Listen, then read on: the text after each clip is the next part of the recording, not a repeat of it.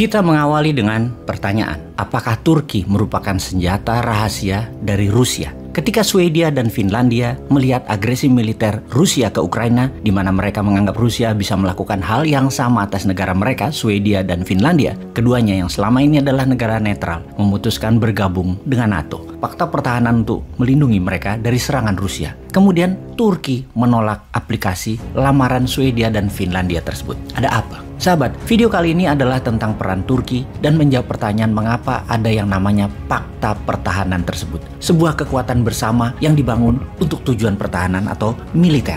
Namun, di ujungnya, anggota tersebut akan menjadi korban ekonomi, setidaknya memodali persenjataan perang yang diproduksi oleh negara kuat penyokong fakta tadi. Kita pasti mengenal yang namanya NATO, Fakta Pertahanan Atlantik Utara. Kita juga mengenal Quad atau Quadrilateral, kekuatan 4 negara yang membendung Tiongkok, yaitu India, Australia, Jepang, dan Amerika. Kita juga mengenal AUKUS, Australia, Amerika, Inggris, juga dibangun untuk membendung Tiongkok. Sebagai catatan, fakta pertahanan harus ada musuhnya. Kemudian SEATO, fakta pertahanan di ASEAN yang musuhnya adalah komunis. SEATO anti komunis. Fakta Warsawa adalah blok Soviet yang disebut juga blok Timur, dibangun untuk melawan blok Barat sekutu, yaitu NATO. Semua fakta pertahanan tersebut pasti ada Amerikanya atau pasti diarahkan ke pro-Amerika. Kemudian di tahun 2013 ada tantangan baru bagi pemegang hegemoni dunia, yaitu Amerika dan sekutu barat ini. Dan untuk memahami hal ini, kita harus lebih paham tentang cara bernegara. Apa yang terjadi di tahun 2013 tersebut? Yaitu Tiongkok di bawah Xi Jinping membuat inisiasi yang namanya Belt and Road Initiative atau BRI, yaitu sebuah jalan distribusi produk Tiongkok yang semuanya akan diikat di belt ke Beijing yang akan menjadi pusat dunia perdagangan. Gerakan tersebut non-militer kesannya. Namun, bagi pengamat pertahanan atau pejabat negara yang paham kedaulatan negaranya, ancaman militer adalah salah satu dari ancaman pertahanan. Sementara ancaman pertahanan bukan hanya militer, ancaman ekonomi juga merupakan ancaman yang berbahaya pada kedaulatan bernegara. Sebagai ilustrasi, kita masuk ke dunia bisnis dulu untuk memahami ancaman ekonomi melalui economic warfare. Katakan kita ambil contoh tentang Coca-Cola atau produk dalam negeri aja deh, teh botol. Ini hanya ilustrasi ya. Sahabat ingat ya, ini hanya simulasi agar memudahkan pemahaman pelajaran bernegara. Teh botol menjual di eceran, harga kita ilustrasikan adalah Rp1.000 per botol. Di mana para reseller, toko, belinya sekitar Rp800 per botol. Lalu masuklah kompetitor, katakanlah namanya teh 10 tang yang menjual harga pasaran sekitar Rp900 dan harga toko belinya Rp700. Karena rasa sama, harga murah, pembeli belok ke teh 10 tang. Apa yang dilakukan teh botol kemudian? Dia turunkan harga teh botol di reseller ke Rp600 dan reseller akhirnya beli lagi teh botol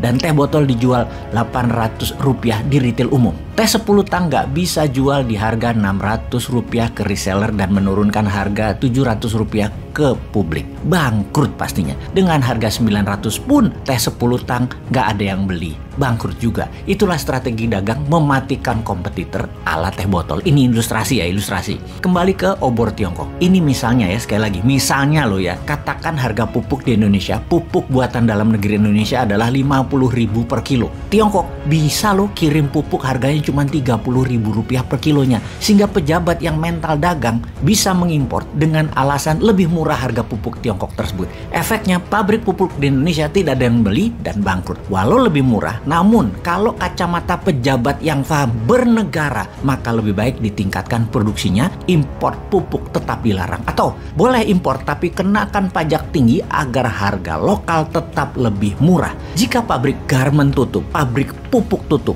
petani bawang tidak mau menanam bawang karena merugi. Itu strategi negara pejabatnya yang salah. Karena alasan murah, impor tadi ternyata mematikan produsen sebuah negara. Itulah mengapa kalau paham bernegara, melihat strategi obor Tiongkok, bermitra dengan Tiongkok adalah nation threat, ancaman negara secara ekonomi. Tapi kalau atas nama membangun, atas nama nggak punya uang negaranya, hanya Tiongkok yang bisa kasih bantuan uang, hanya Tiongkok yang punya tenaga SDM, hanya Tiongkok yang punya teknologi, dan yang berbicara adalah pejabat yang sangat meyakinkan cara bicaranya, banyak. Jangankan pejabat puncak, rakyat pun jadi terpesona, lupa akan nation threat, kehati-hatian nasional, dan ini harus terus diingatkan.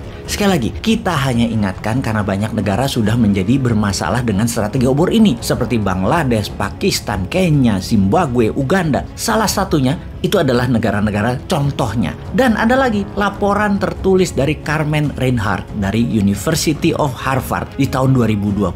Secara keseluruhan, studi ini meneliti 2.000 pinjaman Tiongkok kepada 152 negara dari tahun 2011 sampai tahun 2019. Tercatat sejak tahun 2017 saja ada 50 negara berkembang yang terus menambah utang dari Tiongkok. Negara yang lebih maju berutang ke Tiongkok lewat surat hutang negara atau sovereign bond. Sementara negara yang berpenghasilan rendah biasanya mendapat utang langsung dari BUMN Tiongkok seperti China Development Bank dan kemudian juga Export-Import Bank of China.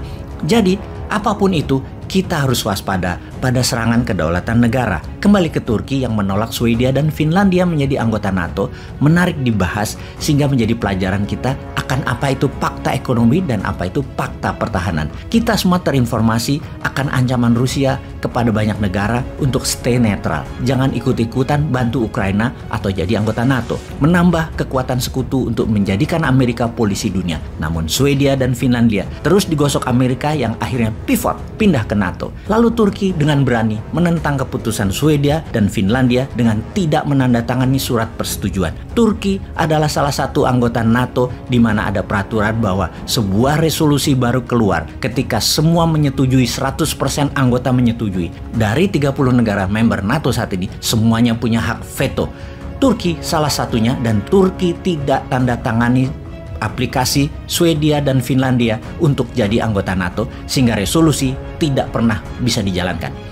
Turki bukan saja memveto, tapi Erdogan terang-terangan mengajak anggota lain NATO memveto Swedia dan Finlandia.